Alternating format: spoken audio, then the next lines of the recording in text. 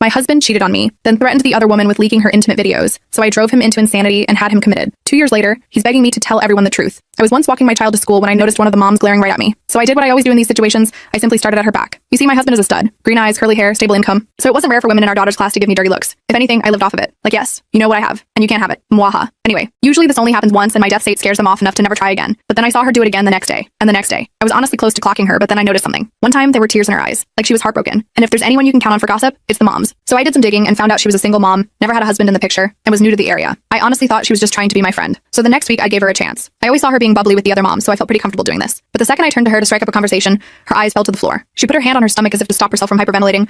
So then I figured it was just social anxiety or something, until I got in the car. Honey, why the F were you talking to that woman? My husband yelled with pure rage in his eyes. Well, my husband never yells, so my first reaction was to start crying. I think he realized he was overreacting, because that's when he put his arm around me and claimed to have not gotten his first coffee of the day yet, as his explanation. I nodded, but fear still clouded my mind. So much so that I didn't even mention the woman again. I was sort of hoping an explanation would just somehow fall into my lap, that it would be simple and lighthearted. Honestly, I think deep down, I knew the truth. That same day, as I got our daughter ready for bed, Ben's mommy told me to give you this. She said if I read it, a monster would come after me. Can you tell me what it says? Ben, of course, is the mystery woman's son. I nodded, thinking it would be some sort of kind-hearted apology. Oh, how wrong I was. At the very top of the piece of paper read, open when you're alone. So I told my daughter I would tell her in the morning, before kissing her forehead and turning off the light. I locked myself in the bathroom. Every possibility ran through my head. Was the teacher a creep? Was my daughter secretly being bullied? But it wasn't any of these things. Luckily, the letter read, your husband has been threatening me. I never knew you guys were together. I'm sorry. That's it. There was no other explanation. It was like some dystopian treasure map written by a person with schizophrenia. So I went downstairs and opened my husband's favorite bottle of whiskey. As soon as he heard the bottle open, he was practically drooling for a glass. I practically filled it to the brim, and he swallowed it down in under a minute. And just as planned, the next morning he was too hungover to go to work or drop off our daughter at school. So like the loving wife I am, I made him breakfast in bed and reassured him that one day off wouldn't do any harm. I dropped off Bella extra early so I wouldn't miss Charlotte, Ben's mom. And that's when I saw her. As soon as she waved goodbye to Ben, I cornered her. One thing about me, I'm a girl's girl. I will always prioritize a woman's safety above all else. Charlotte, I need you to explain what's going on. You have my word that I won't tell. Okay. She said it without hesitation, like she knew this conversation was bound to happen. She then followed me to my car and whipped out her big black iPhone. I wasn't sure what she was doing, but then she opened a message and began to scroll. My heart dropped when I read the name at the top. So before I continue the story, there's some information you need to know. Me picking our daughter up from school is a very new thing. Before it was my husband who was assigned to that. So Charlotte had genuinely believed he was a single, unmarried father. With my own eyes, I read my husband's threats. He had clips of them making love and dozens of intimate photos. He said he would leak them to the school, her family, and her workplace, because she had found out he had a wife, me, and wanted to make sure I knew the truth. I swallowed the bile in my throat. Charlotte took my hand. She promised to help me with whatever part of the divorce process I needed, as long as I made sure her stuff didn't get leaked. But I shook my head. I didn't want that. He had not only broken my heart, but he broke our home. Our baby girl won't get to grow up with two parents. I wanted something worse than divorce, something that would destroy him. I started noticing changes in him about 3 weeks into my plan. Little things at first. Shadows beneath his eyes, a tremor in his hands, the way his gaze darted to his phone every few minutes with mounting anxiety. He was unraveling thread by thread, exactly as I'd intended. Everything okay at work? I asked one evening, my voice dripping with manufactured concern as I set his dinner plate before him. He rubbed his temples, wincing. Roger keeps saying I sent him bizarre emails, but I swear I didn't write them. And yesterday my presentation files were all corrupted somehow. Numbers scrambled, projections completely off. I frowned sympathetically while satisfaction bloomed in my chest. Tara from accounting had come through beautifully with those files. Subtle adjustments that made him look incompetent without being obvious sabotage. That's strange, I murmured,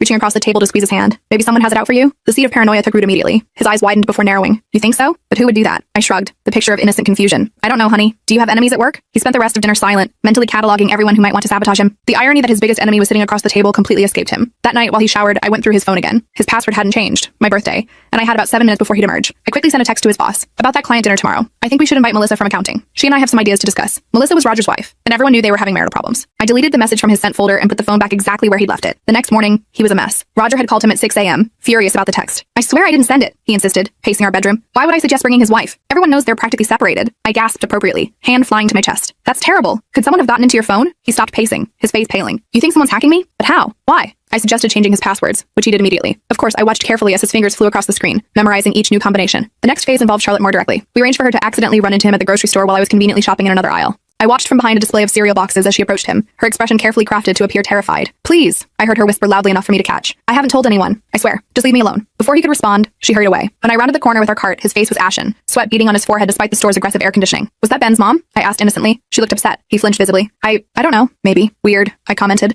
placing a box of Bella's favorite cereal in the cart. Want to grab some of that whiskey you like? You seem tense. That night, he drank 3 glasses of the whiskey I doctored with non-alcoholic spirits. All the burn with none of the buzz, growing increasingly frustrated when he didn't feel its effects. I watched him from over my book, noting how he kept checking his phone, jumping at small noises, glancing out the windows. I think someone's following me, he confessed after his 4th glass, voice tight with anxiety. At work? At the store? I keep seeing the same faces. I set my book down, the picture of concern. Honey, that sounds serious. Maybe you should talk to someone professional. He shook his head adamantly, eyes wild. Number no doctors. I'm not crazy. Of course not, I soothed. But stress can do strange things to perception. The next day, I enlisted Vanessa's help for the next step. She worked at a pharmacy and helped me acquire some mild sleeping aids that I could crush into his food. Nothing dangerous, just enough to make him groggy, to blur the lines between what was real and what wasn't. That evening, I made his favorite pasta dish, carefully lacing his portion with the crushed pills. As we ate, I casually mentioned, "Oh, I ran into Charlotte today at the coffee shop." His fork clattered against his plate, sauce spattering like tiny blood droplets on the tablecloth. What? What did she say? I blinked innocently, tilting my head. Nothing really. She seemed nervous. Is there something I should know? No, he said quickly, his voice pitched higher than normal. I barely know her. I nodded slowly, letting doubt creep into my expression. Okay, it's just, she acted weird when she saw me, like she was afraid. He pushed his plate away, his appetite suddenly gone, but he'd eaten enough of the doctored food. Within an hour, he was fighting to keep his eyes open on the couch, his words slurring slightly. I feel strange, he mumbled, head lolling against the cushions. Really tired suddenly. Poor baby, I cooed. You've been working so hard. Why don't you go up to bed? I'll be up after I clean the kitchen. Once he was asleep, I went to work. I moved his wallet from his pants pocket to his sock drawer. I switched his toothbrush with a new one of a slightly different color. I changed the time on his watch by 17 minutes. Small things he might attribute to fatigue or forgetfulness. But my masterstroke came next. I used his sleeping thumb to unlock his phone, then sent messages to 3 women from his contact list. Coworkers, nothing romantic,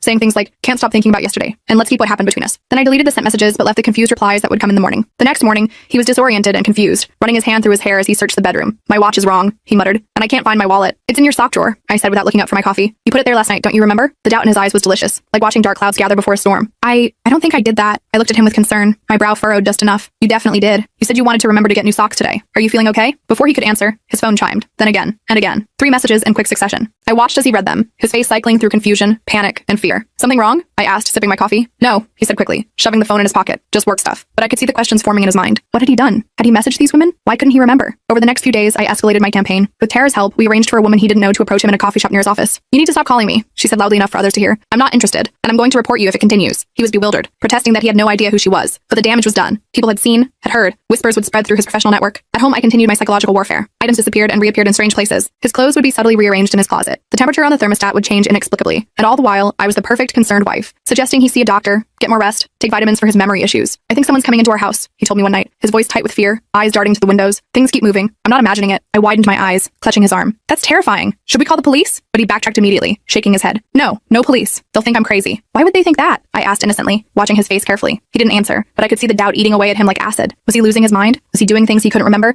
Or was someone really tormenting him? The answer, of course, was yes to all 3. Charlotte provided the next piece of the puzzle. She sent him an anonymous email. "I know what you did to those women. Stop now, or everyone will know." When he received it, we were having dinner. I watched his face drain of color as he read it, his fork suspended halfway to his mouth. "Bad news?" I asked, cutting into my chicken. "No," he said, his voice strained. "Just spam." But later that night, I heard him in his home office, pacing and muttering to himself. I stood outside the door listening, savoring each word like fine wine. "They can't prove anything," he whispered. "There's no evidence. No one would believe them anyway." I smiled in the darkness of the hallway. He was starting to crack, hairline fractures spreading through his carefully constructed facade. The next morning, he called in sick to work. Said he had a migraine, but I knew better. He was afraid to leave the house, afraid of what might happen, who might approach him, what evidence might surface. I played the supportive wife, making him tea with honey, suggesting he rest. But when he finally fell asleep on the couch, I slipped into his office and planted my next surprise. A small voice recorder hidden under his desk, set to randomly play a whispered, "I know what you did," at intervals spaced far enough apart that he'd question if he'd really heard anything at all. That afternoon, he burst out of his office, wild-eyed, a sheen of sweat on his forehead. "Did you hear that?" he demanded, looking around frantically. I looked up from my laptop, the picture of confusion. "Hear what?" "A voice. Someone whispering." I frowned, concerned. "Honey, there's no one here but us." He ran his hands through his hair, tugging slightly, leaving it standing in disarray. "I know what I heard. Maybe it's stress," I suggested gently. "You've been under a lot of pressure lately." He didn't respond, just went back into his office and closed the door. I heard the lock click into place. That night, I put the next phase into motion. Using a burner phone, I texted him, "The women know. They're coming forward. All of them." I watched from across the living room as he received it,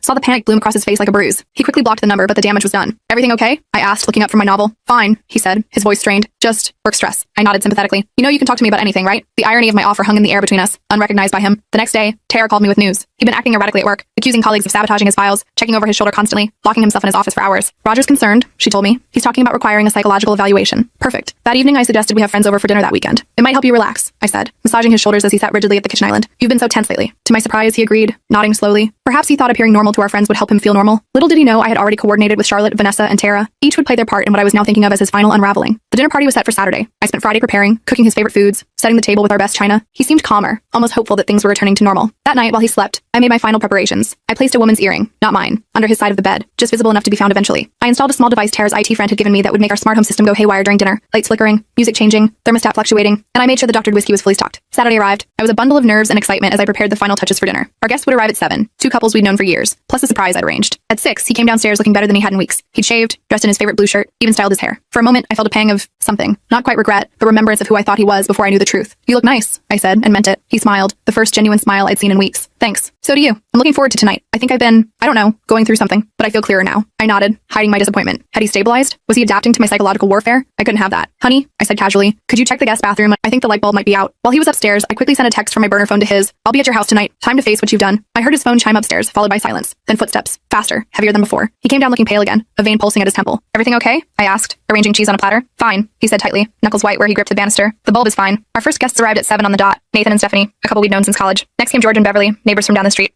My husband seemed to relax slightly, falling into familiar social patterns, though I noticed how his eyes kept darting to the windows, how he startled at every sound. And then, at 7:30, the doorbell rang again. I excused myself to answer it. Charlotte stood on our porch, looking nervous but determined, her dark hair swept up elegantly, wearing a dress I'd helped her choose for maximum impact. Is he ready? She whispered. I nodded, as ready as he'll ever be. I led her into the living room where everyone was having drinks. The moment he saw her, my husband's glass slipped from his hand, shattering on the hardwood floor, wine spreading like blood across the pale wood. What is she doing here? He demanded, his voice strangled. I feigned confusion. Charlotte? I ran into her at the store yesterday and invited her. I thought it would be nice to get to know the other school parents better. I turned to our friends. Charlotte's son, Ben, is in Bella's class. Everyone smiled politely, but the tension was palpable. Charlotte gave a small wave, avoiding direct eye contact with my husband. Where's Ben tonight? Stephanie asked conversationally. With his grandmother, Charlotte replied. She was happy to have some quality time with him. My husband was frozen, staring at Charlotte like she was a ghost. I touched his arm gently. Honey, you spilled your drink. Let me get you another. I guided him to the kitchen, away from the others. As soon as we were alone, he grabbed my wrist, his fingers digging painfully into my skin. Why is she here? He hissed, eyes wild. Are you trying to drive me crazy? I widened my eyes, the picture of innocence. What are you talking about? She's just another mom from school. You know who she is, he insisted, his grip tightening. This is part of it, isn't it? Part of whatever's happening to me. I pulled my wrist away, rubbing it for effect, letting my eyes fill with tears. You're hurting me, and you're not making any sense. Should I ask everyone to leave? The suggestion horrified him. Canceling would mean explanations, questions he couldn't answer. No, he said quickly. No, I'm fine. Just surprised. Then let's rejoin our guests, I said calmly, though my heart was racing with triumph. Back in the living room, I positioned him directly across from Charlotte. Throughout dinner, I watched him watching her, jumping whenever she spoke, flinching when she reached for the salt or her wine glass, sweat beading on his forehead. The smart home device worked perfectly. Halfway through the main course, the lights dimmed dramatically, then brightened to an almost painful level. The music, which had been playing softly in the background, suddenly blared before cutting out completely. What the hell? Nathan asked, looking around. Sorry, I said smoothly. We've been having some electrical issues. The electrician is coming Monday. My husband stared at me, suspicion clear in his eyes. I met his gaze innocently, taking a sip of wine. The temperature dropped next, the air conditioning suddenly blasting cold air through the vents. Our guests hugged themselves, commenting on the chill. I'll check the thermostat, my husband offered, clearly eager for an excuse to leave the table. While he was gone, I leaned toward Charlotte. You're doing great, I whispered, squeezing her hand under the table. When he came back looking frustrated, I announced it was time for dessert and coffee in the living room. As everyone migrated, I hung back to serve the cake, giving Charlotte time to position herself. When I entered with the dessert tray, Charlotte was standing by our family photos, holding one of my husband with Bella at the beach last summer. Your daughter is beautiful, she said loudly enough for everyone to hear. She has your eyes, she added, looking directly at my husband. He froze, coffee cup halfway to his lips, a muscle twitching in his jaw. The implication was clear to him, though innocent sounding to everyone else. She knew Bella had been comparing her to her father. Thank you, I replied smoothly. We think she's pretty special. The evening continued with this undercurrent of tension. Every time Charlotte spoke, my husband flinched. Every time the smart home glitched, he grew more agitated. Finally, as Nathan was telling a story, my husband stood abruptly, causing everyone to fall silent. I need some air, he announced, and walked out onto the back patio, the door slamming behind him. I gave it 30 seconds before following him. I found him gripping the railing, knuckles white, breathing heavily. What's going on with you? I asked, keeping my voice low but firm. You're being rude to our guests. He turned to me, his eyes wild. Don't pretend you don't know. You invited her here on purpose. This is all part of it. The messages, the voices, things moving around the house. You're doing this to me. I took a step back, letting hurt and confusion show on my face. What are you talking about? What messages? Honey, you're scaring me. Stop it, he hissed. Stop pretending. I know you know about her, about all of them. This is your revenge, isn't it? I let tears fill my eyes. I don't understand what you're saying. Know about who? What revenge? Maybe we should call Dr. Martinez. You haven't been yourself lately. The mention of a doctor, one we didn't actually have, pushed him over the edge. He grabbed my shoulders, fingers digging into my flesh, shaking me slightly. There is no Dr. Martinez. You're making things up, planting things, trying to make me think I'm crazy. Let go of me, I said, my voice trembling. You're hurting me. The patio door slid open, and Nathan stepped out, his silhouette backlit by the warm light from inside. Everything okay out here? We heard raised voices. My husband released me immediately, stepping back as though burned. I let a tear fall, touching my shoulder where his grip had left a mark. We're fine, I said shakily. Just a misunderstanding. Nathan looked unconvinced. Maybe we should call it a night. No, my husband said quickly, panic flashing across his face. No, everything's fine. I'm just tired. Let's go back inside. But the damage was done. The rest of the evening had a strained quality,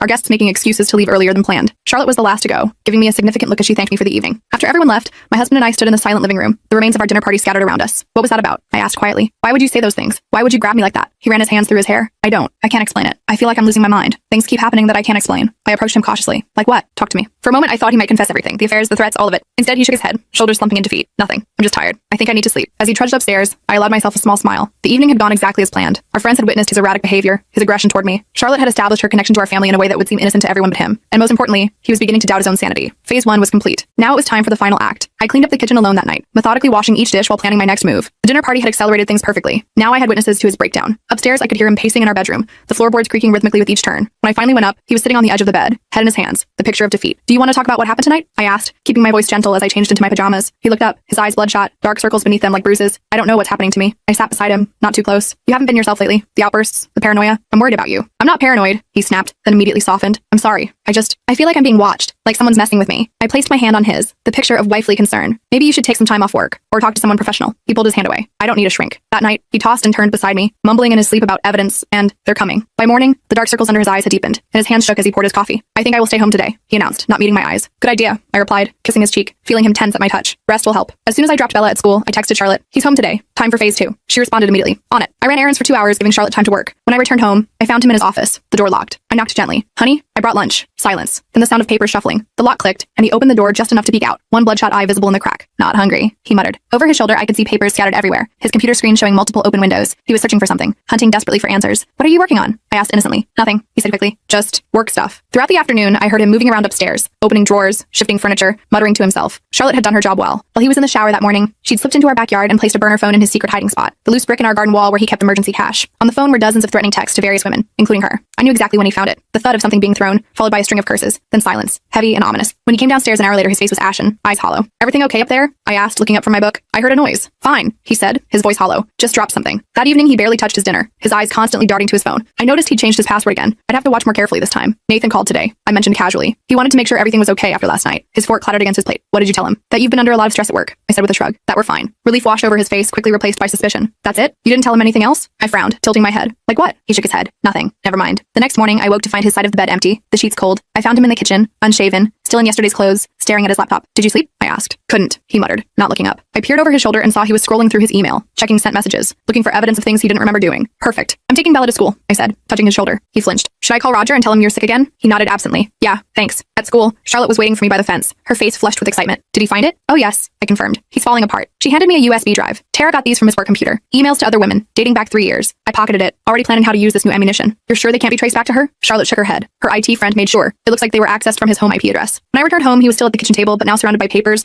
bank statements, phone records, receipts, spread out like the workings of a deranged mind. What's all this? I asked, setting down my purse. I'm trying to figure out who's doing this to me, he said, his voice tight with frustration. Someone's setting me up. I raised an eyebrow. Setting you up for what? He looked at me, really looked at me, for the first time in days, searching my face for any sign that I knew. I kept my expression neutral, concerned but confused. Nothing, he finally said. Just work politics. That night, I implemented the next phase. While he showered, I quickly connected the USB drive to his laptop and transferred the emails to his drafts folder. Then I set up an automated email to his entire company contact list, scheduled to send at 3 a.m., with the subject line, the women I've manipulated, and several of the most damning emails attached. I was in bed, pretending to sleep, when his phone started buzzing around 3:30 a.m. The emails had gone out. I heard him curse, fumbling for his phone in the dark, then the frantic typing, the panicked breathing. No, no, no, he whispered. This isn't happening. I stirred slightly. Honey, what time is it? Nothing, he said quickly. Go back to sleep. But he didn't come back to bed. I heard him downstairs, pacing, making calls that went unanswered at that hour. By morning, he was a wreck, unshaven, unwashed, wild-eyed. I can't go to work, he announced. Ever again. I frowned. What happened? Someone. He swallowed hard. Someone hacked my email, sent things, terrible things. I widened my eyes. What things? He shook his head. I can't talk about it, but it's over. My career is over. I made a show of comforting him, suggesting we call the police to report the hacking, knowing he would refuse. He did, almost violently. No police, he said firmly. No authorities. The next few days were a blur of his deterioration. He stopped showering, barely ate, jumped at every sound. He'd taken to sleeping in his office, the door locked from the inside. I heard him on the phone occasionally, his voice pleading with Roger, with IT support, with anyone who would listen that he'd been hacked, set up, framed. No one believed him. Why would they? The evidence was overwhelming. A week after the email incident, Roger called me directly. We're concerned about him, he said carefully. His behavior has been erratic. The emails, the accusations, the paranoia. Has he seen anyone professional? I've suggested it, I said, letting my voice break slightly. But he refuses. He's not the man I married anymore, Roger. I'm afraid sometimes. The seed was planted. Roger promised to handle it and asked me to keep him updated. The final phase began the next day. I invited Nathan and Stephanie over for dinner. Just a casual weeknight meal. My husband tried to refuse, but I insisted. They're worried about you, I said. They just want to help. He relented, too exhausted to fight. When they arrived, I made sure Nathan had a moment alone with him while Stephanie helped me in the kitchen. How are you holding up? I heard Nathan ask him. You seem stressed? My husband laughed bitterly. Stressed? I'm being systematically destroyed and no one believes me. Throughout dinner, my husband made increasingly paranoid statements about being watched, about conspiracies at work, about someone breaking into our house to move his things. Nathan and Stephanie exchanged concerned glances. I played the supportive but worried wife perfectly. After they left, he confronted me in the kitchen. You think I'm crazy too, don't you? I chose my words carefully. I think you're struggling with something, and I think you need help. Help, he repeated flatly. A nice way of saying you think I should be locked up. That's not what I said, I protested, but the idea was planted. The next morning, I woke to find him gone. Car missing. No note. I called Roger immediately, letting panic seep into my voice. He left sometime in the night. He's been talking about people following him, about conspiracies. I'm worried he might hurt himself. Roger promised to alert security at the office. 3 hours later, I got the call. He'd shown up at work, confronted Tara in the break room, accusing her loudly of helping to frame him. When security approached, he became combative. They had no choice but to call the police. I rushed to the station, the picture of the distraught wife. They had him in a holding cell, pending a psychiatric evaluation. When they let me see him, he looked terrible, disheveled, eyes wild, pacing the small space like a caged animal. You, he said when he saw me, his voice cold. You did this. I let tears fill my eyes,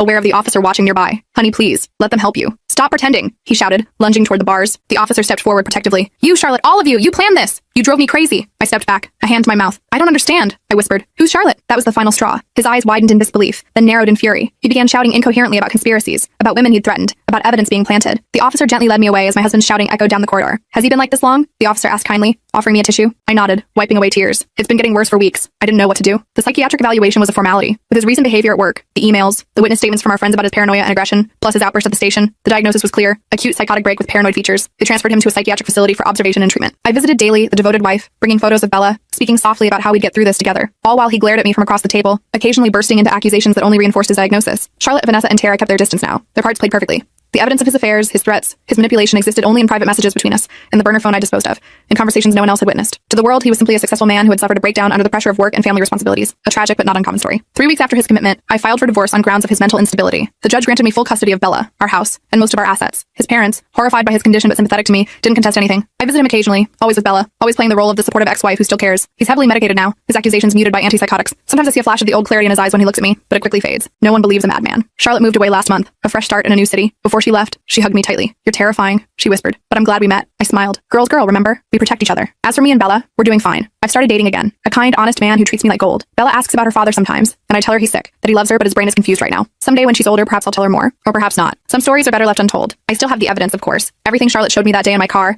everything Vanessa and Tara contributed. Insurance, just in case, but I doubt I'll need it. His doctors say his condition is chronic, that his paranoid delusions about conspiracies and being framed are deeply entrenched. Sometimes I wonder if what I did was wrong, if there was another way. But then I remember his threats, the women he hurt, the fear in Charlotte's eyes. I remember how easily he lied, how completely he fooled me for years. No, he got exactly what he deserved. A prison of his own making, reinforced by the very manipulation tactics he used on others. Poetic justice, really. And me? I sleep just fine at night.